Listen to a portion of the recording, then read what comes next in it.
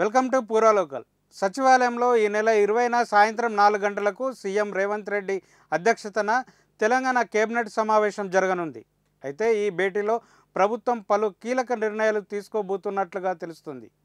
రాష్ట్రంలో భారీ వర్షాలు, వరదల కారణంగా జరిగిన నష్టంపై చర్చ జరగనుంది. అదేవిధంగా కేంద్ర ప్రభుత్వం నుంచి రావాల్సిన పరిహారంపై చర్చించనున్నారు. ఇక నామినేటెడ్ పోస్టుల భర్తీతో పాటు ఎన్నికల్లో ఇచ్చిన హామీలు అమలుకు చేయవలసిన కసరత్తులపై చర్చించనున్నారు.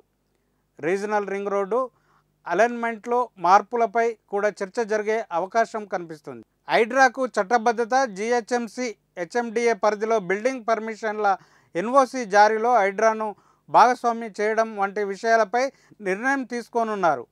రైతు రుణమాఫీ, రైతు భరోసా పథకం అమలు, విధి విధానాలు, కొత్త రేషన్ కార్డులపై కేబినెట్లో చర్చించనున్నారు. ఇది ఇప్పుడున్న అప్డేట్. మరిన్ని అప్డేట్స్తో మళ్ళీ కలుసుకుందాం. చూస్తూనే ఉండండి పూరా లోకల్.